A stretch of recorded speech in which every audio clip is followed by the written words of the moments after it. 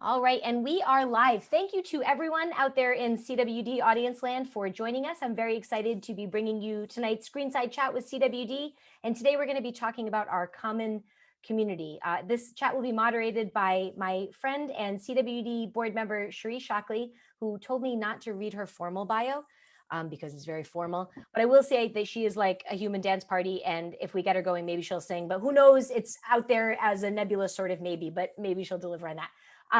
But what I'll be doing during the course of this chat is I'll be moderating the Q&A. So I hope that everybody at home who is listening in and joining us tonight will feel very comfortable asking their questions. You can submit them anonymously through the Q&A function, or you can just plunk them right into the live chat, and I'll be making sure that I facilitate those over to Cherise and our panel. But as it stands now, I'm going to disappear into the internet ether and turn this over to Cherise Shockley. Cherise, thanks for being here. Thank you. It's so funny because I wanted to snap my finger like Thanos, and then Korey goes away, and then she comes back in an hour. That would be so cool. Snap. And then another thing that I kind of thought about was Tracey, right? I had this really cool bio. I mean, she, first and foremost, she is a mother. She is an amazing drum player. I don't know if anybody's seen her play the drums. Like, if I was to have a band, a diabetes band, she would totally be the drummer. She's been thriving with type 2 diabetes for over 16 years. She is the first CEO in ADA's 80-year history that is living with type 2 diabetes. And she is totally committed to stopping the diabetes epidemic. Hi, Tracey. Thank you so much for joining in. Cherise, I'm so glad and happy to be here, spending some time with you on a Sunday. I love it. Yes. Thank you so much. And then up next, Tiara Smith. Once again, she has a very impressive bio. She was diagnosed with type 2 diabetes in July 2017 at the age of 25. She is an amazing cook. She loves all things food, community, and BTS. If y'all have any BTS fans out there, Tiara is your girl. And Marvel, anything Marvel, we can talk about that as well. And also, she joined the Beyond Type 1 team to continue her work as a project manager for Beyond Type 2. So thank you so much for tuning in. Thanks for having me, Cherise. And nice to meet you, Tracey. It's great to be here. All right. So it's funny because I feel like everybody should know who you all are. But just to be on the safe side, Tracey, can you do a quick summary of your diabetes diagnosis story? Yeah, so Cherise, I was actually diagnosed with gestational diabetes. So, for 80% of the women who are diagnosed with gestational diabetes, usually after the birth of your child, it goes away or goes back dormant. And I was in that minority 20% where it actually didn't go back dormant. So, it was, I don't know, you do that sugary drink around like maybe your 26th or 27th week or something like that. And so I was living a good life, pregnant, doing things, all good, did the sugary drink. And I was rushed from the doctor's office to the hospital. My doctor's office happened to be associated with the hospital, so it was just a couple floors down. Immediately put on insulin, didn't really quite know anything about diabetes before then, but thought it would go away because what the doctor said, oh, you just manage it. You got to just manage your diet while you're while you're pregnant, after you have your daughter, da, da, da. Beautiful daughter, diabetes didn't go away, turned into type 2. And for me, Cherise, sad to say, I should have taken it seriously after that, but I felt good, right? I felt okay. And so I really didn't until my daughter. I only have my husband and I only have one child, our beautiful daughter. And so we're very close. We do everything together, get dressed together. We were doing one of our mommy daughter things in the morning, and she would see me take my insulin and take my blood sugar. One day she just asked if I was going to die from diabetes. She was 5.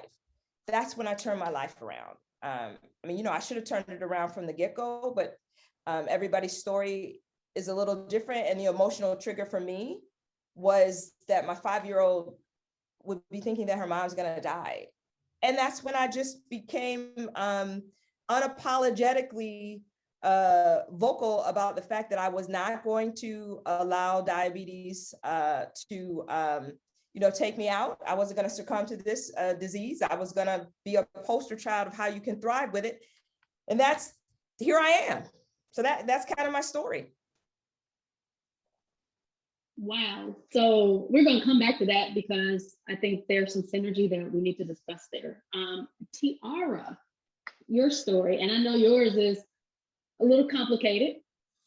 Yeah. So when I was 18, I actually had pre-diabetes. I'd been pretty overweight as a kid. And then after my freshman year of college, I had pre-diabetes, and that was definitely a scary moment for me because I had family members who had it and had complications from it.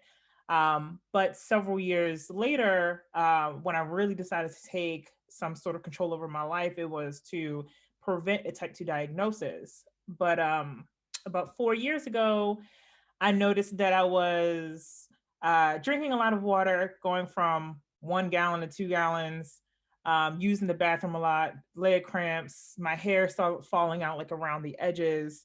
And the person who actually said something was my mom. She was like, you're drinking a lot. Like, and I think you may have diabetes according to what I'm reading. And I was like, no, Ma, I'm good because I'm in the gym all the time, I'm eating right.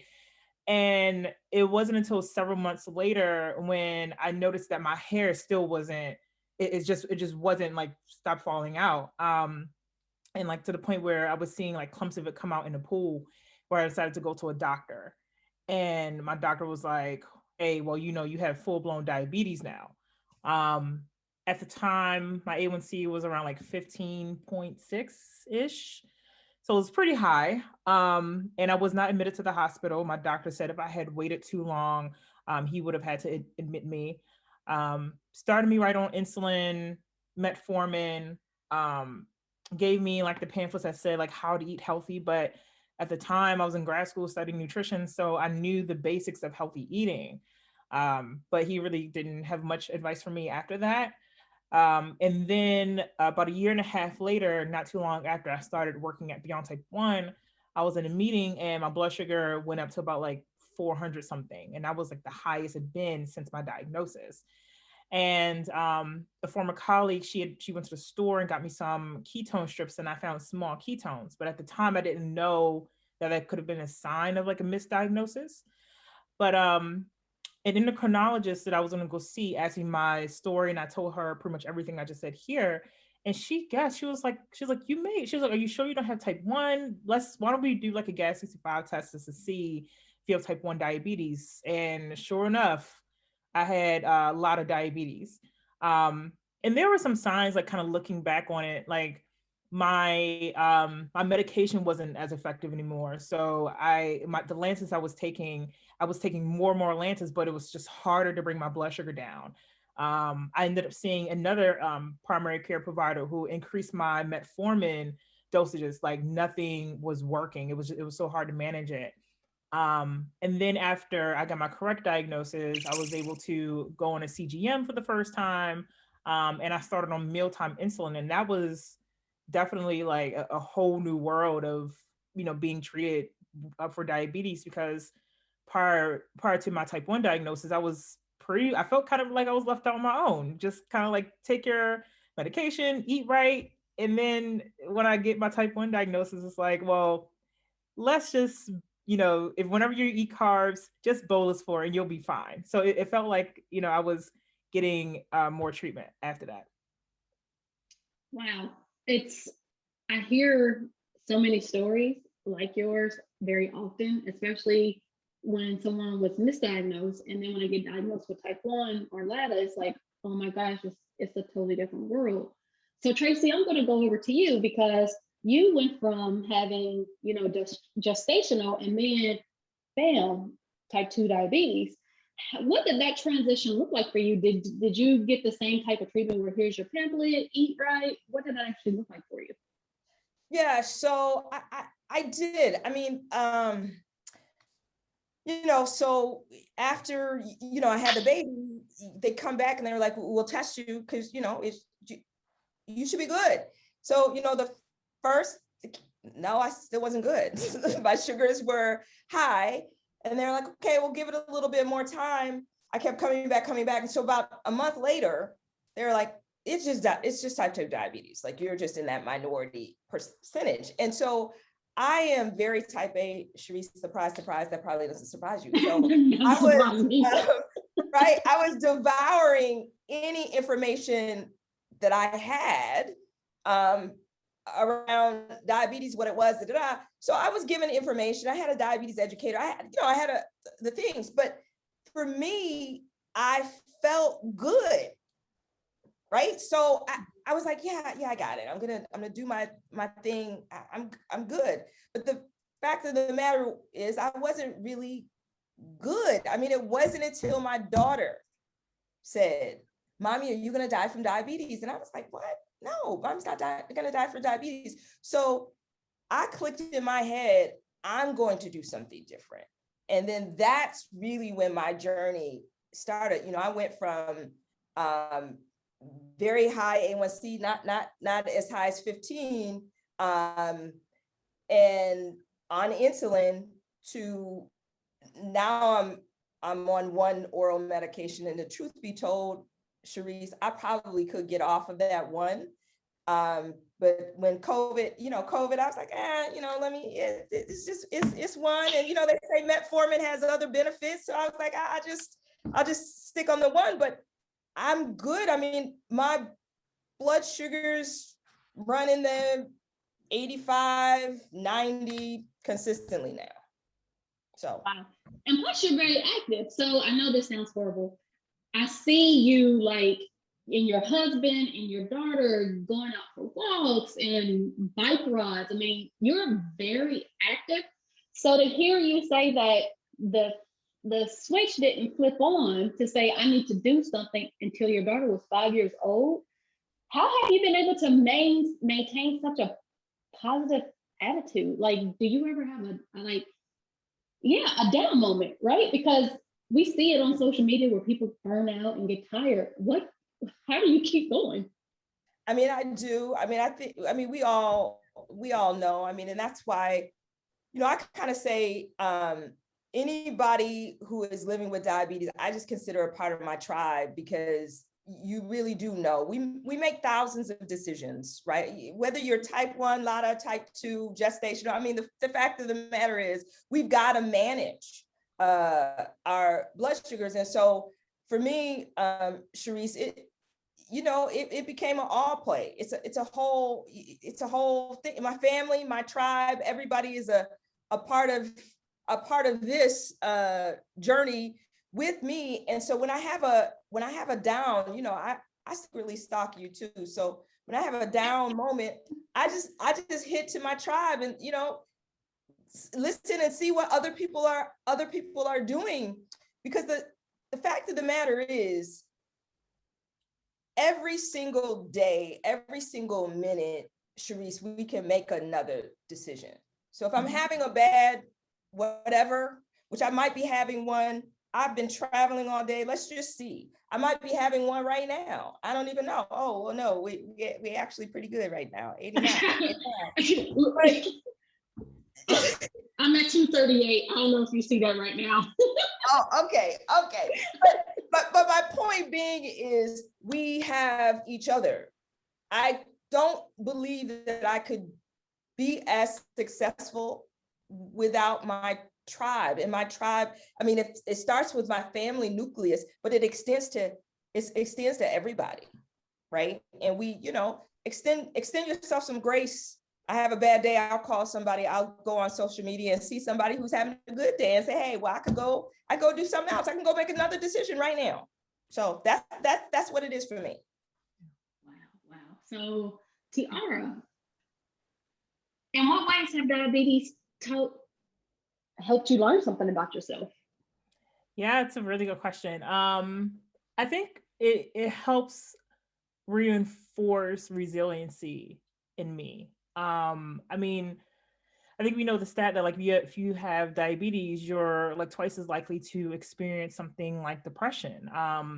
And that has definitely happened to me. So definitely had those down moments.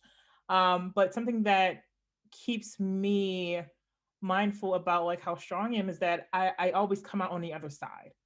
And that there is this sort of gratitude that I have about just knowing that I can wake up one day and kind of like what Tracey was just saying, like make another decision, or at least try to do something to brighten my day. And even if that is like focusing on the smaller things that aren't necessarily diabetes related to me. So, I mean, you mentioned something like BTS for me. That is a source of happiness for me to kind of latch onto that and then remember like, oh, there's joy in life. And then when I think about those down moments, something that is always in the back of my mind is that those down moments are always going to come. I'm Mhm. always going to, depression is sort of like a cycle. So there's going to come another time where I'm going to hit the rough patch. But when I know that's about to happen, I always tell myself I'm going to come out on the other side. And that's the time when I do focus on support. So I'm a big proponent of finding professional help. I think for me, starting therapy has been just a game changer, and understanding that I don't have to be alone, and caring for my health is a big thing, because diabetes can get lonely. But I think part of that resiliency is also knowing when to ask for help, and not being ashamed of that kind of vulnerability that sometimes comes with living with diabetes. Yeah. Definitely, definitely. Whew, so Tracey, Tiara, y'all are hitting on some pretty good topics, because I think that a lot of people, especially up until COVID, right? Yeah. Mental health was still pretty much taboo. No one talked about it. And now you're seeing so many people saying, okay, I need to get help. I need to see someone. I need to talk to someone. And Tracey, you mentioned that you don't care what type of diabetes anyone has, they're still a part of your tribe, which brings me to this question. What is something you've learned from someone who doesn't have the same type of diabetes as you? Yeah, I think so when I first was diagnosed with diabetes, and before I was as educated as I am now, I literally, and maybe naively, Cherise was just like, yeah, we all, I got diabetes, and people like, particularly people with type 1, you have type 2. It is not the same as type 1. And this is, my pancreas doesn't produce insulin. Like, this is a, autoimmune disease. Your thing is a little different. And so that was the first time for me to say, well, what is it that's so different? Because I seem to be struggling the same. You need insulin, I need insulin. My blood sugars go high and low, your blood sugars go high and low. Help me really understand what is so different about what our life experiences are. And this is where I started to experience for the first time a little bit of the stigma that is often more associated with type 2, with people would say to me, like, you can control yours. And I'd be like, what? Like, what? But I mean, I guess in that sense, my body, I still do produce insulin. It was not enough, and I had some insulin resistance. That's different than not being able to, autoimmune, not being able to. It's a little different. So for me, it was opening up my aperture to just try and understand where these differences and the stigma, stereotypes, and how important words are. So instead of trying to get in a debate with people about your type 1, your LADA, your gestation, I just became a lot more conscious about word choice, Cherise. So I learned a lot more about type 1. And then, of course, when I became very vocal, I got involved with the American Diabetes Association well before I became the CEO, just educating myself on all of the different types, where I really don't even like the type thing because there's so many different ones now, Cherise, right? So I think one of the things that I learned is just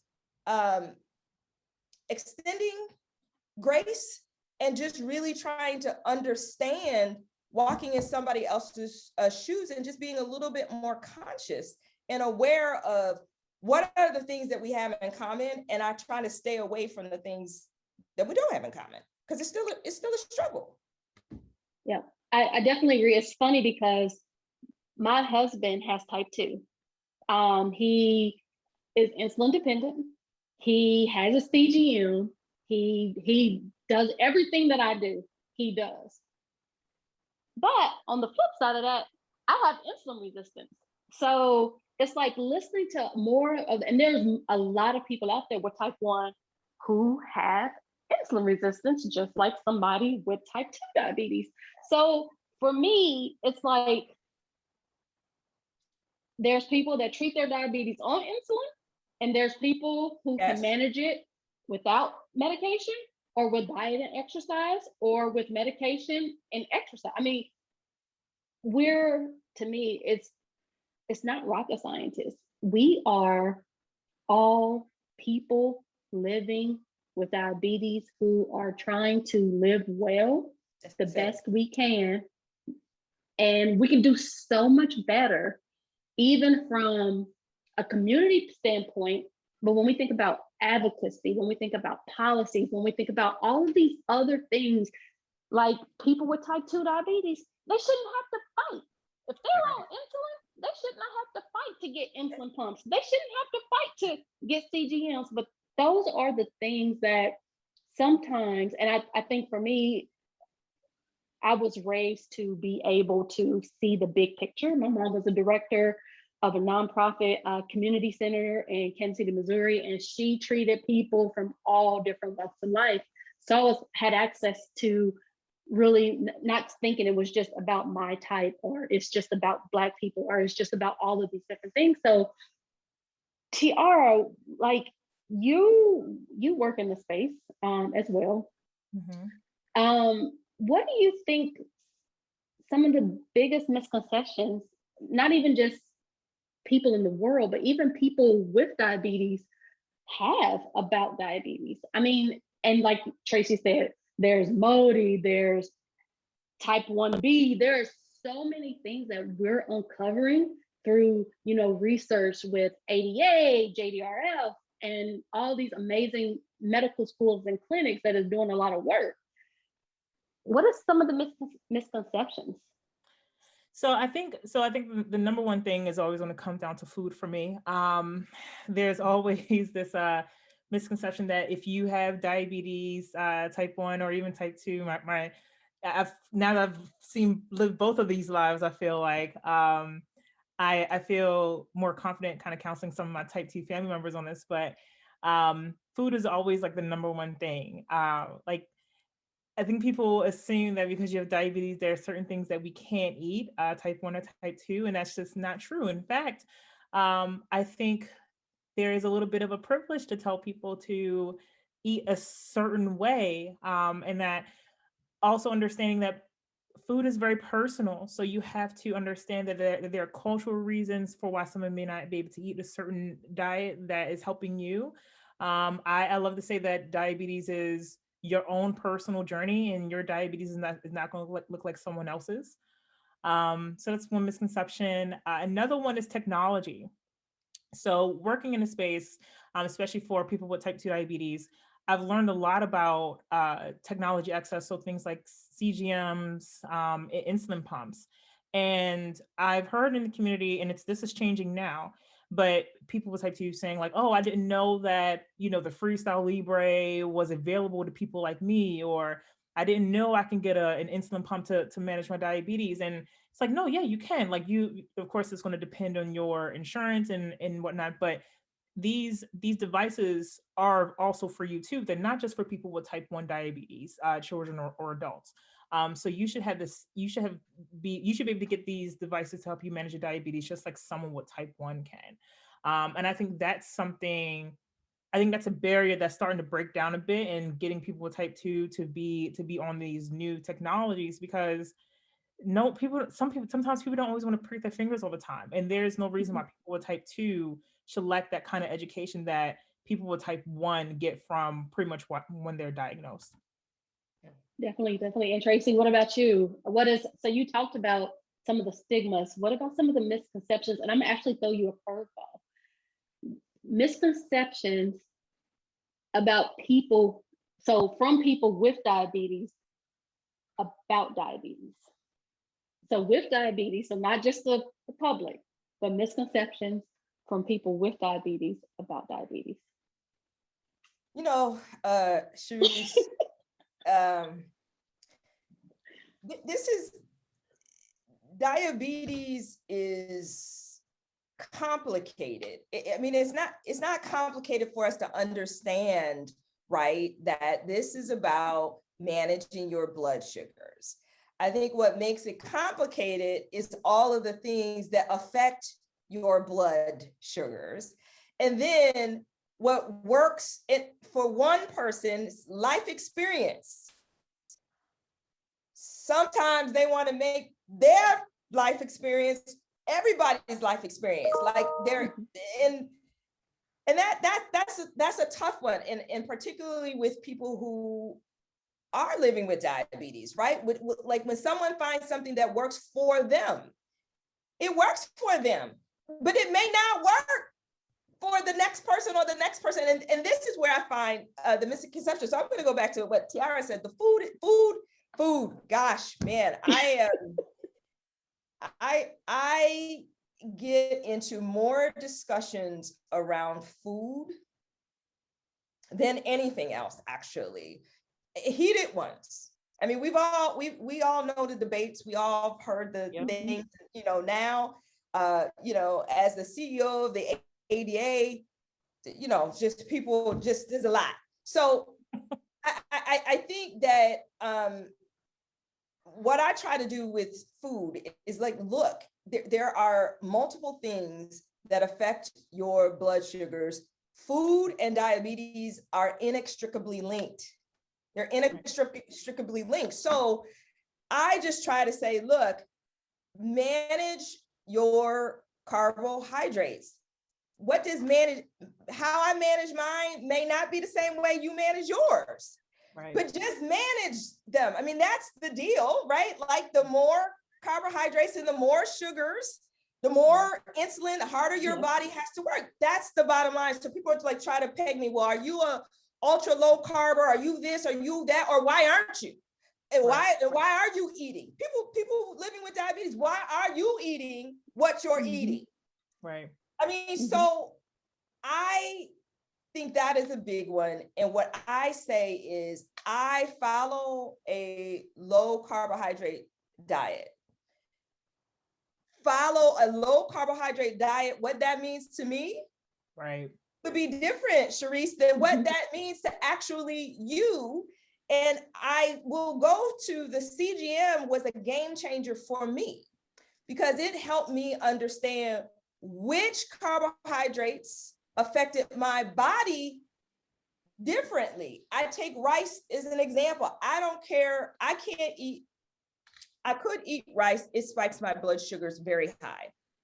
I choose not to, because it doesn't matter whether I do the, handful, the palm, all the little things. I can do like a few granules of rice in my blood sugar. That doesn't do everybody that way. But for me, it's not worth it to me.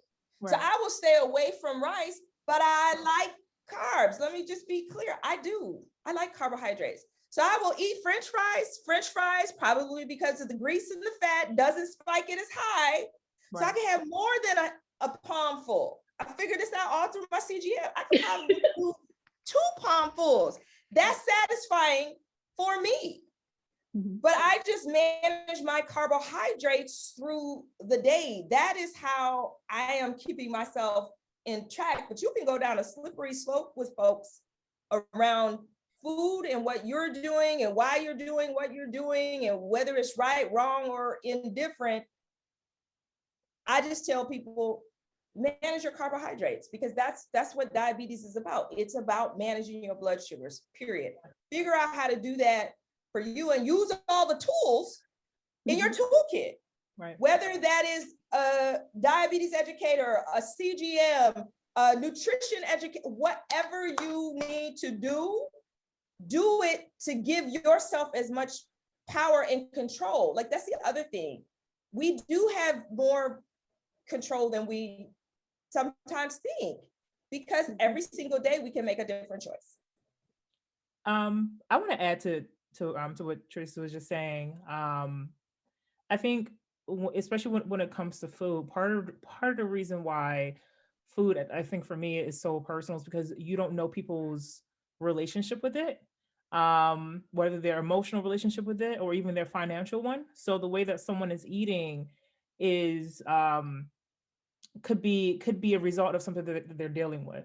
I think something that we see a lot in the diabetes community, especially when it comes to judgments around certain eating patterns, is that you truly don't know what someone is going through. So the way that they're eating right now, that's their way to survive. And if that's the thing that's helping them right now, I think it's important to be respectful of that. And also be careful to not always give, advice that may be unsolicited. I've learned that the hard way, and I know other people probably have learned that the hard way.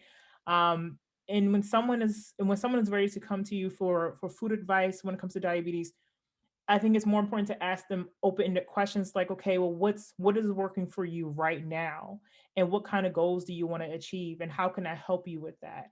And then of course, give your advice on what is working for you, but also explicitly saying what's working for me may not work for you, but I can help you go on your own food journey and assist you and be supportive in the best way I know how. Yeah, and that's why I think the tools are so important, because I don't know, I have not met one person who's living with diabetes who wakes up and says, I'm going to mismanage my diabetes today, right? Right? Nobody wakes up saying that, right? And so I think the tool, at least it was an unlock for me, is when you see what happens when you are eating certain foods. Or for me, sleep was a big one. I used to pride myself on being able to survive or whatever on just a few hours of sleep, until I saw what it did to my blood sugars. And then I made a different choice.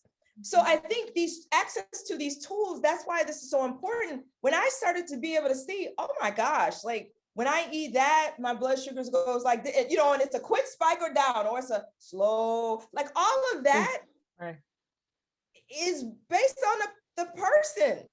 And I think that helps people make different choices and really find out what works for them. I love your point, Tiara, about the unsolicited advice.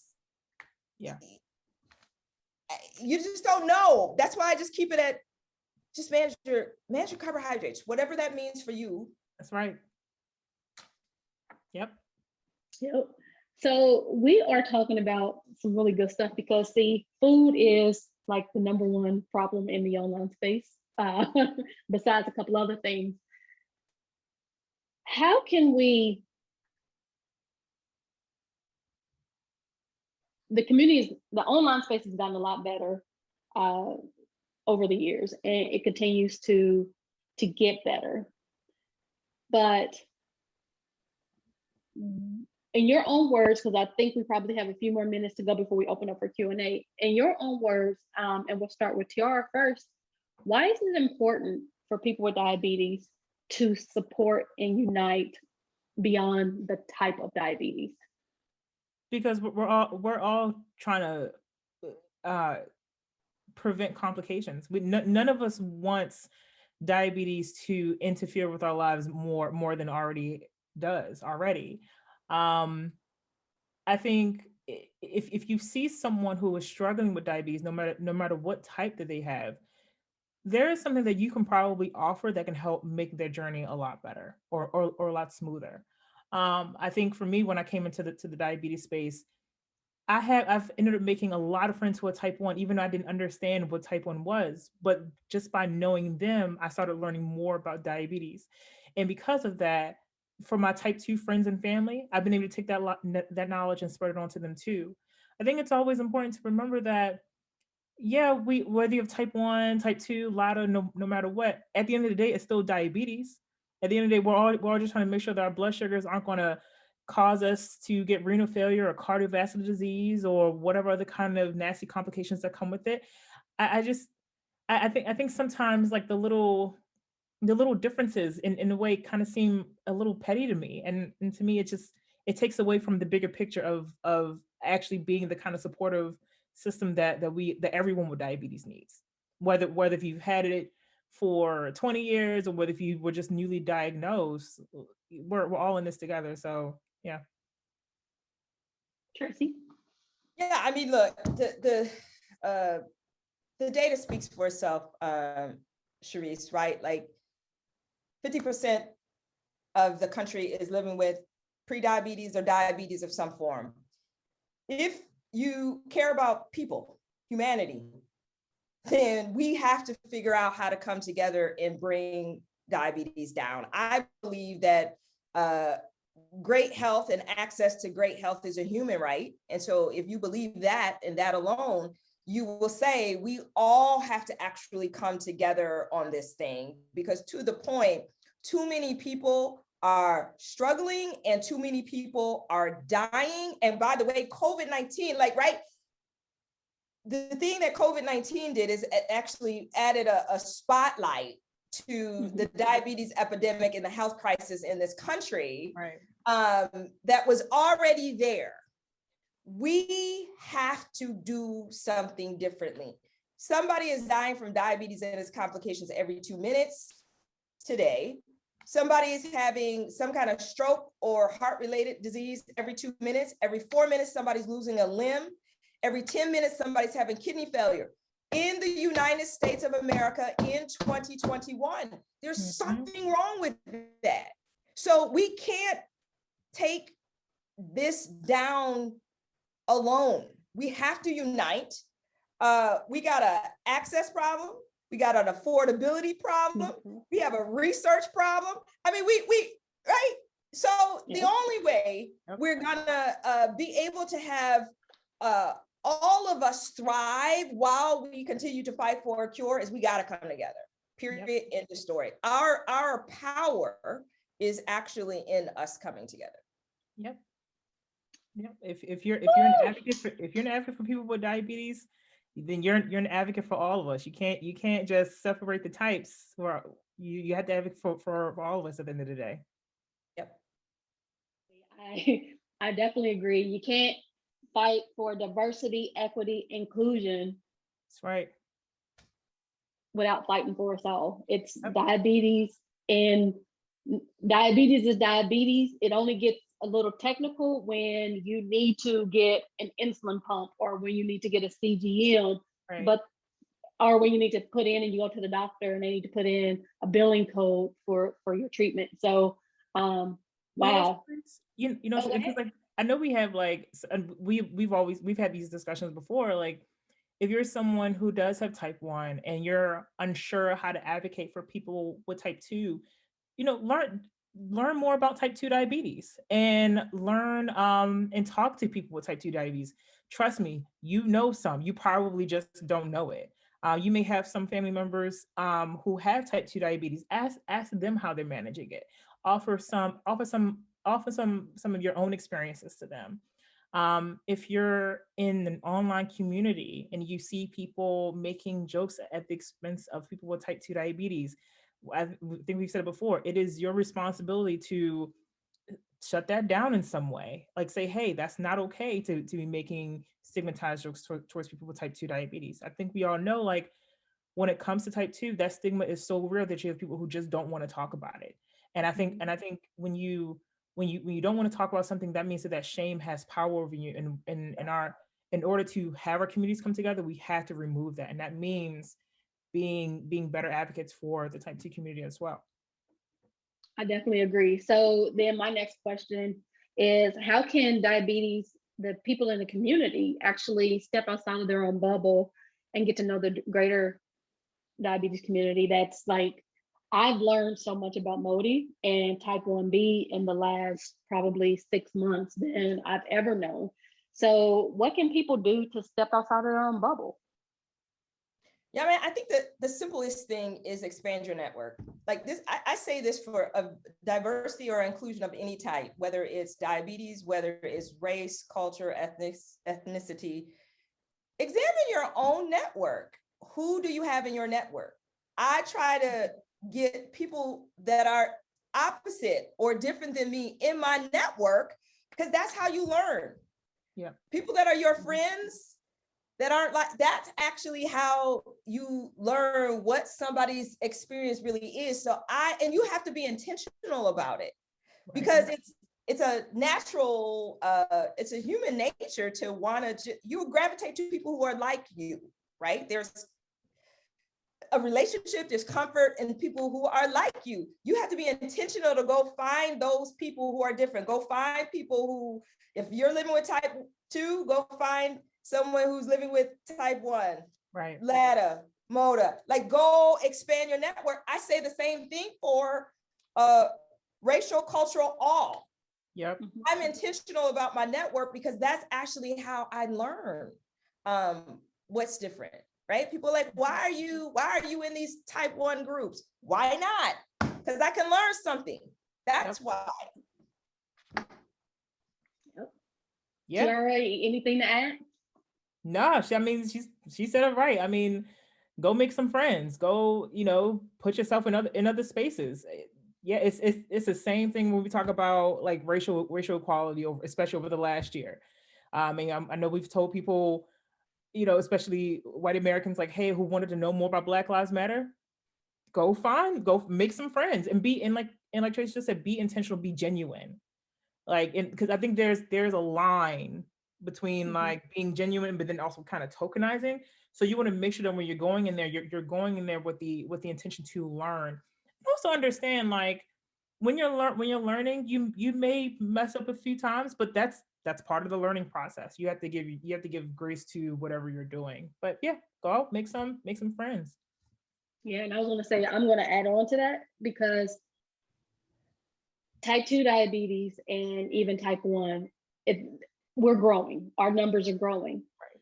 So think about how you would talk to a friend or yourself or a family member when you're talking about diabetes in the social space, when you're talking about it at the dinner table, when you're trying to say, my kid didn't do this to themselves. Well, nobody truly did it to themselves. So think about those things, because everybody knows somebody with prediabetes, diabetes, whatever. And I think for me, that's why I intentionally stopped telling people that I had LADA.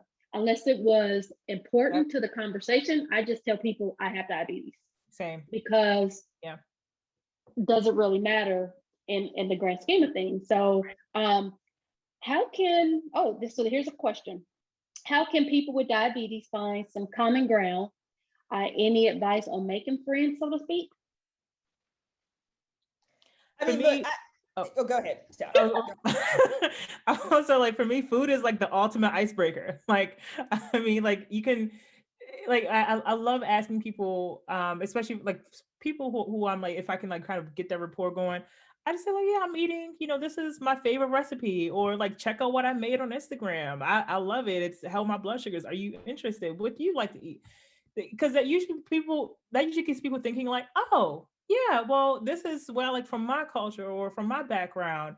So that's usually like a good icebreaker. Or even asking like, oh man, like I'm having issues with this part of my diabetes management. Like, what do you have any tips? Because people love giving tips when to help other people, especially if they know if they can give that kind of advice. So those are like kind of my ways to kind of inch in and then kind of take the conversation from there.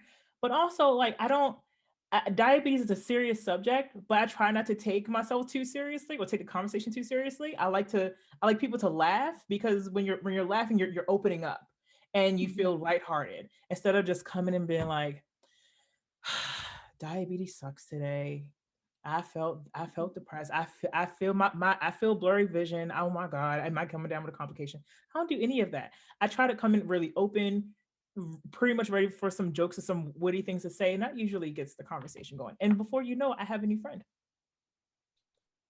Yeah, and look, it's for me, it's like a conversation like any other conversation. I really just try to normalize my whole living with diabetes. That's why I live my life out loud, unapologetically. I don't try to hide that I have diabetes. I get you don't look like you have diabetes. I get all kinds of crazy stuff, but I just take that as an opportunity that the person obviously doesn't know me. So right. My icebreaker of all icebreakers is I really believe all people should be thriving.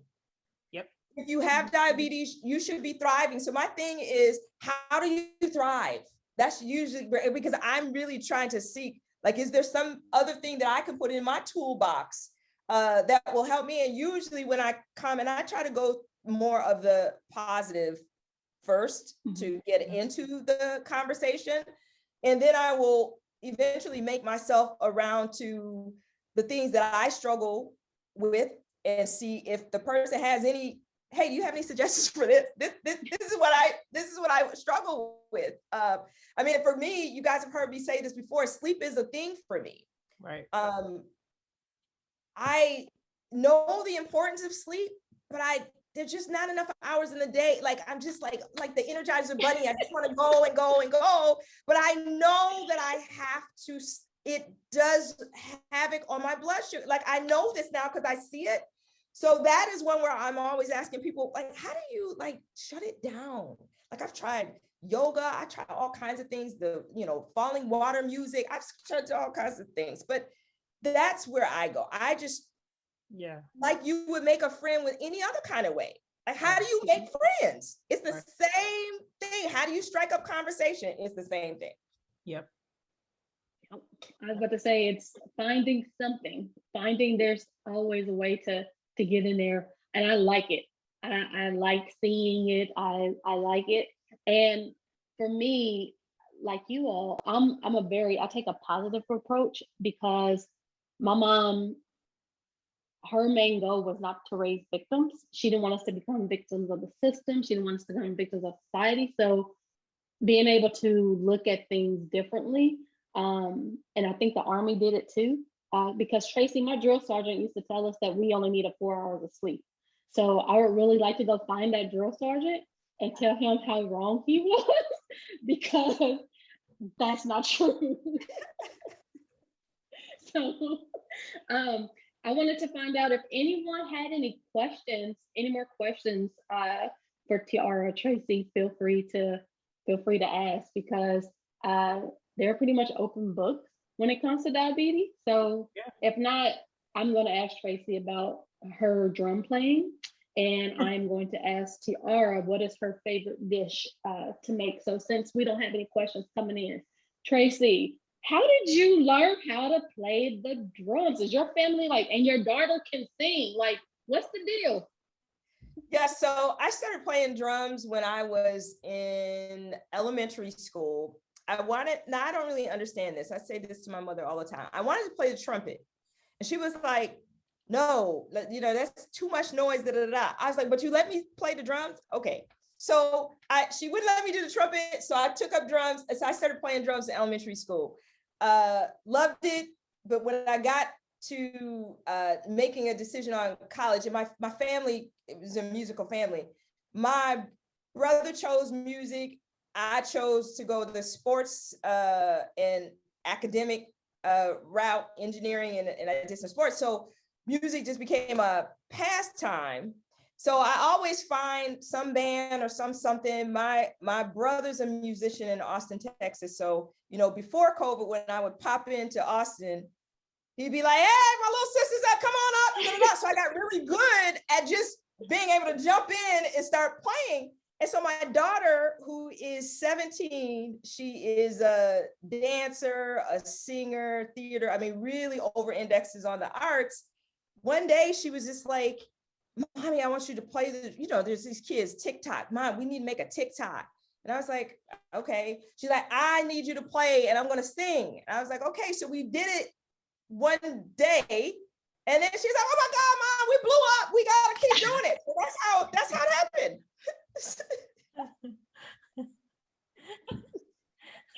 That is hilarious. So thank you, TikTok, for showing us more amazing things about Tracey.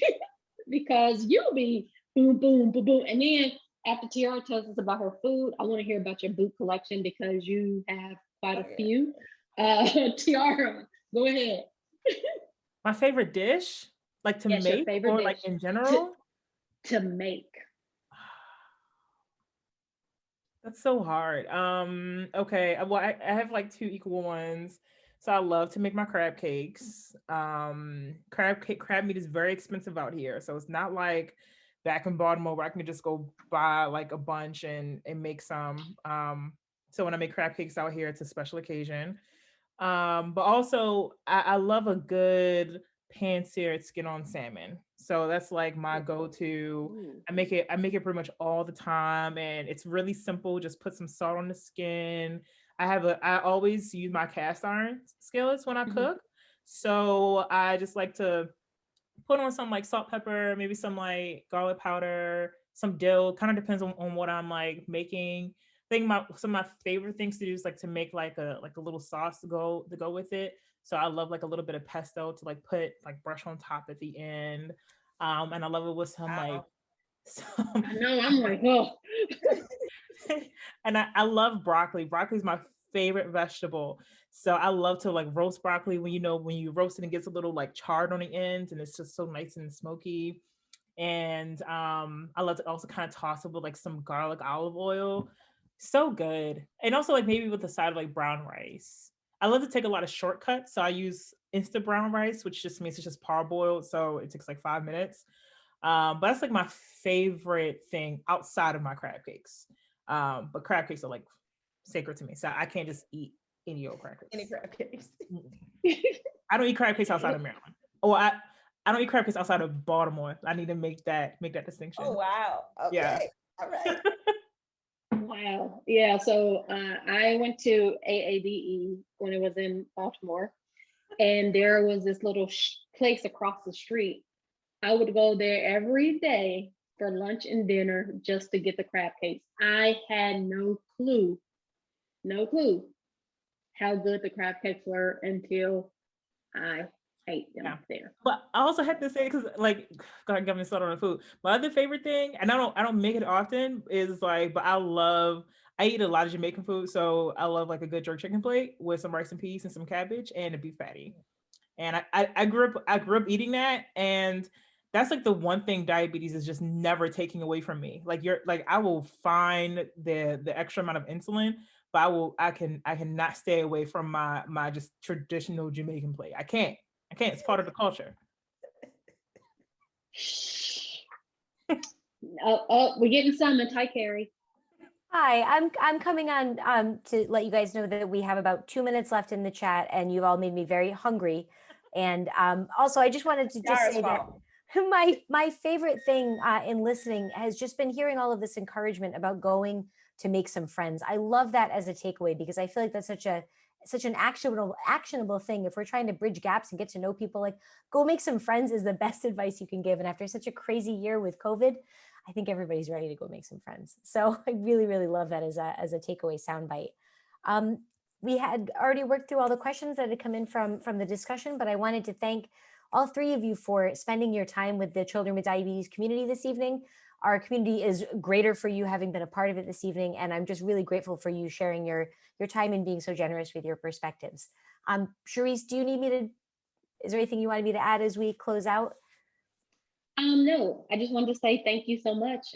This was a great conversation, and I think it's amazing to be able to talk about diabetes, but also get to know the people, right? To get to know things about Tiara and Tracey that people may not know. So I like to go there sometimes, so it was fun. So thank you for giving us the space, and I hope that everyone took away something, and I hope that everybody goes and intentionally makes new friends. Yes. Keep And so- driving. Make some friends. And so this chat will be recorded and available tomorrow morning, or maybe tonight if I'm feeling ambitious. But thank you all very, very much for joining us this evening. And for the community at home, our next Screenside Chat will be taking place on May 23rd, and we'll be talking to the Insulin for Life team. So we hope you're able to join us for that too. But just in closing, thank you to Cherise for moderating. Thank you to Tiara and Tracey for joining us. And we will see you all next week. Have a nice night. Bye, y'all. Bye, everyone. Bye. Bye-bye.